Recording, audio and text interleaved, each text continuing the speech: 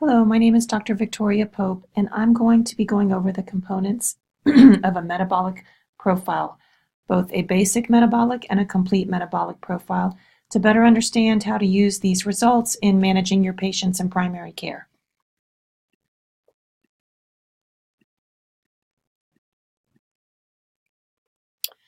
The basic metabolic profile is a panel of 8 tests that give us some very important information about the metabolic state of our patient. When we're looking at a BMP, we're looking at the patient's kidney function, their blood glucose, their electrolytes, and their acid-base balance. The tests that we're looking at are the sodium, potassium, glucose, chloride, CO2, and then the BUN and creatinine, which we really look at together as an indicator of kidney function. So we're going to look at sodium. Sodium is an electrolyte that's present in all body fluids, and a normal range, it varies from lab to lab, but it's roughly 136 to 144 milliequivalents per liter. So if somebody has a high sodium, hypernatremia, you want to think about kidney dysfunction, and a lot of times you want to be looking for signs of dehydration. If somebody has a low sodium, which we call hyponatremia, they could be volume overloaded, like a CHF patient. Sometimes it's from use of diuretics where they're excreting potassium and sodium. Somebody who's had excessive diarrhea can also have a low sodium, or somebody with adrenal insufficiency. So these are the ways you're looking when you're looking at an abnormal sodium level. Next, we're going to look at potassium. This is a big one that's critical to nerve and muscles, and a lot of times we think of potassium, we think of cardiac. Our normal range is 3.7 to 5.2 milliequivalents per liter. A common cause of hypokalemia is often, especially with cardiac patients, use of diuretics. When you see a high potassium, you want to be thinking about acute kidney disease, also again dehydration, and also you want to be looking at medications. Medications like ACE inhibitors, aldosterone antagonists, which would be potassium sparing, may also cause your potassium level to be high. So you want to make sure those patients are being monitored closely and are not on any kind of potassium supplementation.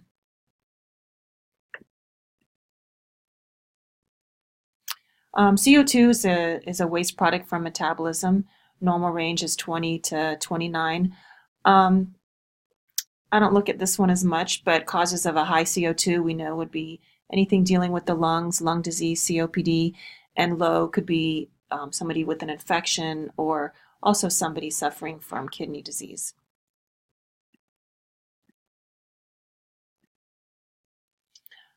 Glucose lets us know the level of sugar in the blood. It's normally 70 to 99 milligrams per deciliter if they're fasting, and if they're not, 70 to 125 milligrams per deciliter. Anybody who's hyperglycemic, you want to be thinking that they could be pre-diabetic or have diabetes, and also thinking about pancreatitis or hyperthyroidism. If they have a low blood sugar, hypoglycemia, we may be thinking they're on too much. A lot of times it's that they're on too much medication if they're a diabetic. So you just want to be looking at the patient, look at the overall picture when you're making that diagnosis.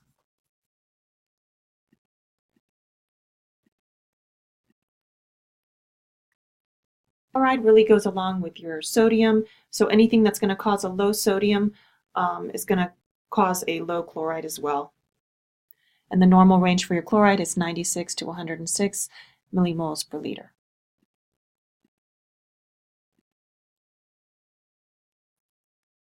Calcium is a mineral that's stored in the hard bones of your body. Its normal range is 8.5 to 10.9 milligrams per deciliter. Causes of hypocalcemia could be from just a deficiency in calcium, malnutrition, pancreatitis, and causes of high calcium could be, again, kidney disease. It's a big player with the BMP, and certain cancers, and also too much vitamin D intake.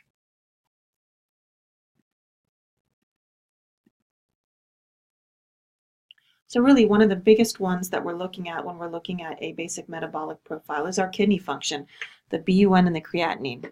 These are waste products of blood filtration and muscle metabolism. Normally, your BUN should be 7 to 20 milligrams per deciliter, and your creatinine should be 0.8 to 1.4 milligrams per deciliter, and you should have a ratio of about 10 to 1 to 20 to 1. Anything that causes a poor perfusion to the kidneys is going to impact your BUN and creatinine. Let's say somebody with a cardiomyopathy and a weak pump, that may cause an elevated kidney function, dehydration, GI bleeding. All of these are going to impact our kidney function, and we need to look at both numbers to determine whether it's truly a kidney disease versus dehydration or an acute episode. Nowadays, everything is done in the electronic medical record, more than likely, but in some rural areas, you may be charting by hand. And we've always had a shorthand way of documenting a BMP in like a fishtail documentation. And this just shows you, if you ever see this, it's when you see these numbers, you know that you're looking at, I think I put it on here, yeah. You know, if you see the 142, that's your way of knowing that's the sodium, your glucose is going to be over here, and your BUN and creatinine are down at the end. So in some areas, you may still see this shorthand documentation.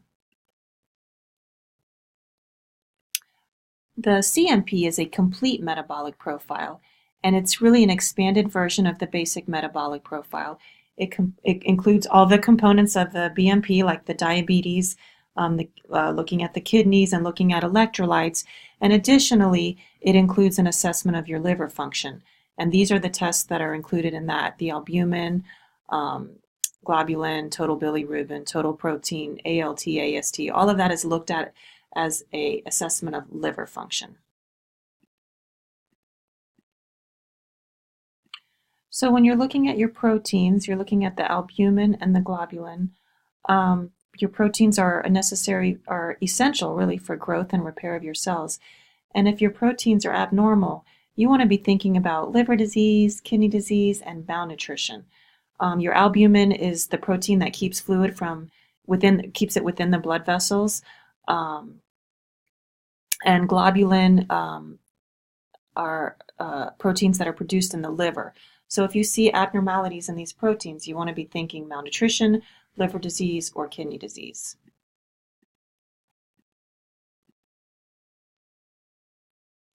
Then we have our liver test. AST and ALT we commonly look at. AST may be elevated with excessive acetaminophen, Tylenol. Also the ALT in alcohol, hepatitis, also Tylenol overdose. We may see an elevation in bilirubin with liver disease, bile duct disorder, and ALP with some of the cancers that spread to the bones, bile obstruction, liver cancer. So all of the liver tests need to be looked at as a group and also on an individual basis. So this is a sample of a CMP from a patient who presented with systolic congestive heart failure, and you'll see that some of their numbers are off. The glucose is a little high, BUN and creatinine is a little high, sodium is a little bit low, and there's some decrease in the proteins and the bilirubin as well. So how do we interpret that? Well, you start to look at the big picture of the patient. BUN and creatinine are elevated, and that's probably due to inadequate renal perfusion, which we talked about, which you would see in a low ejection fraction. That also can lead, if they're volume overloaded, to hepatic congestion, liver congestion, which can cause your liver enzymes to go up. And oftentimes these patients also have some malnutrition. They also have decreased albumins, so you're going to see a decrease in their total protein as well. They also have electrolyte changes. The hyponatremia is usually a dilutional effect. They also could be on diuretics, which could either cause a hyper or a hyponatremia, as well as changes in their potassium level. And although there is a little bit of hyperglycemia, we don't know whether that's abnormal or not, since we don't know whether this patient was fasting or if it was a random sample. This is another case study, a 65-year-old widower who lives alone, lethargic, hyperreflexic deep tendon reflexes, in a good state of health with no significant health history other than hypertension. He's being treated with diet and exercise, takes no medications other than a multivitamin, and he's been vomiting for 3 days with watery diarrhea. He's brought to your office with a weight down 10 pounds from 165 to 155, dry mucous membranes, tachycardic, respirations 32, low urine output, electrolytes are a little bit off, serum glucose 72, what else on here? Sodium is elevated, B1 is elevated. When you look at the big picture of this patient, you're looking at someone who's obviously dehydrated. So it's just a matter of putting all of the numbers together with the clinical picture of the patient to formulate a couple differentials that you can begin to work up. Anyway, that concludes the BMP and CMP overview. Thank you.